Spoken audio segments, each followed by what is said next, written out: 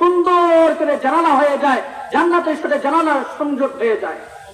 হ্যাঁ, ওই কবর আবার বদকার বান্দাদের জন্য জান্নাতের বাগিচা হয় না, বরং জাহান্নামের গর্ত হয়ে যায়।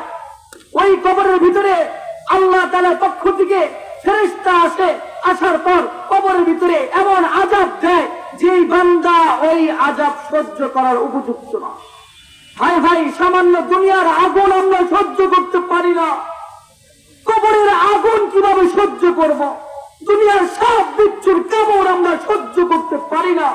আমার মাইকের আওয়াজ যত দূর পর্যন্ত পৌঁছাইতেছে, আমি প্রত্যেকটি মাকে বলবো, বোনকে বলবো, বাবাকে বলবো, ভাইকে বলবো, ওই কবরে যাওয়ার আগে ঈমান মজবুত করে নিয়ে যাই, ঈমানকে শক্তিশালী করে নিয়ে যাই, তাহলে ওই কবরে আমি গিয়ে রক্ষা পাবো।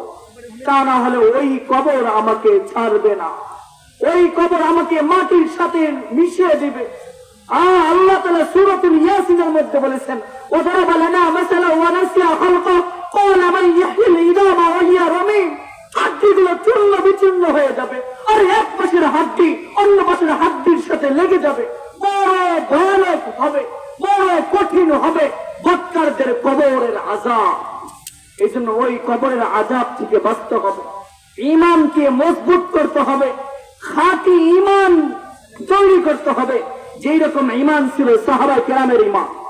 আর সাহাবায়ে কেরামের মহিলাদের ঈমান কেমন ছিল?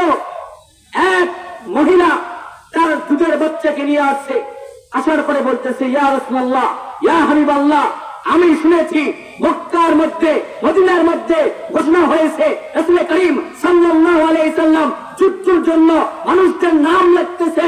ইয়া রাসূলুল্লাহ, ইয়া হাবিবাল্লাহ, আমার সন্তানকে, আমার দুধের সন্তানকে আপনার হাতে তুলে দিলাম, আমার সন্তানকে নিয়ে যান, আমার সন্তান যুদ্ধ করতে করতে শহীদ হয়ে যাবে, আর আমি কিয়ামতের দিন আল্লাহ তাআলার দরবারের সামনে দাঁড়িয়ে মাথা উঁচু করে বলবো, আমি একজন শহীদের মা। রাসূল করিম সাল্লাল্লাহু আলাইহি সাল্লাম বললেন, ও মহিলা, তোমার ছোট বাচ্চা দিয়ে আমি কি করব? দুধের বাচ্চা। বলেন তো, দুধের বাচ্চা কি জিহাদ করার উপযুক্ত? সে তলোয়ার চালাতে পারবে? ঘোড়ার উপর সওয়ারি হতে পারবে? পারবে না। তলোয়ার চালাইতে পারবে না, তীর চালাইতে পারবে না, ঘোড়ার উপর সওয়ার হতে পারবে না, যুদ্ধের ময়দানে দৌড়াইতে পারবে না।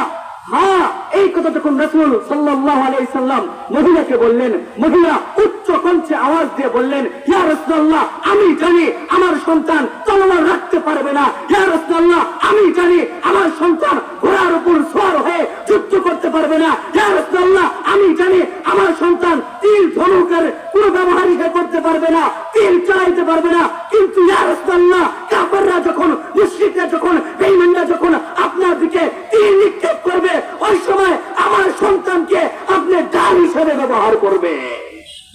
কত মজবুত ঈমানি পাওয়ার ছিল, কত এই মজবুত ঈমানি পাওয়ার ছিল মহিলাদের।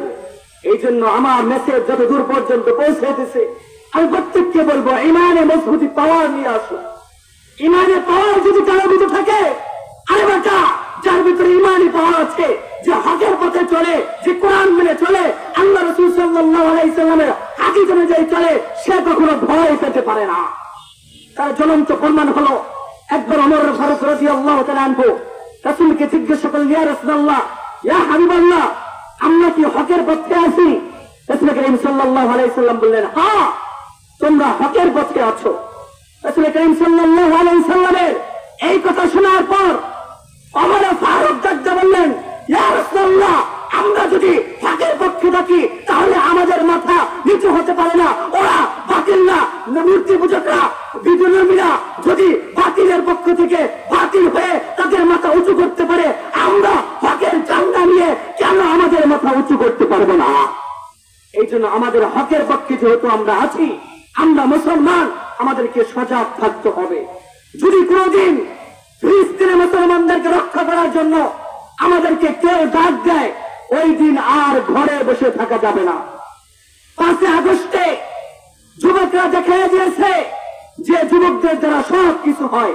এই জন্য আমি যুবক ভাইদেরকে বলবো, তোমরা অন্যরা সজাগ থাক বা না থাক, তোমরা যদি সজাগ থাকো, ইনশাআল্লাহ ইনশাআল্লাহ এই বাংলার জমিন নয়, পুরা বিশ্বের মধ্যে ইসলামী পতাকা উঠতে থাকবে। সম্মানিত মুআজ্জাজ হাজিরিন, যেই কথা বলতেছিলাম, কবর বড় ভয়ানক জায়গা বাচ্চাদের জন্য। হ্যাঁ, কবর থেকে একসময় উঠানো হবে, কিয়ামতের ময়দান তৈরি হয়ে যাবে। ইদা ওয়াকাতিল ওয়াকিয়া লাইসা লিওয়াকাতিহা কাযিবা খাফিদাতুর রাফিয়া। হ্যাঁ, ওই দিন আসমান চূর্ণ বিচ্ছিন্ন হয়ে যাবে, জমিনটা তামা হয়ে যাবে, পা রাখার মতো সুযোগ হবে না। হ্যাঁ, তামার কথা কেন বললো, লোহার কথা কেন বললো না? হ্যাঁ, লোহার এক মাথা গরম হলে অন্য মাথা গরম হয় না, কিন্তু তামার এক মাথা গরম হলে অপর মাথা ওই রকমই গরম হয়ে যায়। এই জন্য লোহার কথা বলা হয় নাই, তামার কথা বলা হয়েছে। বড় কঠিন হবে জমিন যখন তামা হয়ে যাবে। সবাই নাফসি নাফসি করে চলবে, সবাই নাফসি নাফসি করবে চলবে, কেউ কারো পরিচয় দিবে না। আল্লাহর কোরআন বলতেছে, ইয়াউমা ইয়াফিরুল মারউ মিন আখিহি ওয়া উম্মিহি ওয়া আবিহি ওয়া সাহিবাতিহি ওয়া বানি। ভাই ভাইয়ের পরিচয় সেই দিন দিবে না, বাপ সন্তানের পরিচয় দিবে না, কেউ কারো পরিচয় দিবে না। ওই দিন যদি কেউ পরিচয় দেয় কারো জন্য, তিনি হলেন আমার আপনার নবী মুহাম্মদুর রাসূলুল্লাহ সাল্লাল্লাহু আলাইহি ওয়াসাল্লাম। ওই রাসূলের উপর নাজিলকৃত কোরআনকে শোনার জন্য তো আজকে আমরা ওয়াজের ব্যবস্থা করেছি। ওই রাসূলের বাণী হাদিসকে শোনার জন্য তো আমরা এই মাহফিলের ব্যবস্থা করেছি। এই জন্য আমরা মাহফিলের প্রত্যেকেই সকাল সকাল আসবো, এবং মনে রাখবেন, প্রধান বক্তা যে আলোচনা করবে, যে কোরআন থেকে আলোচনা করবে, যে হাদিস বলবে, এই হাদিসগুলো শুরুর বক্তাও আলোচনা করবে। কেন? কোরআনটা একটাই।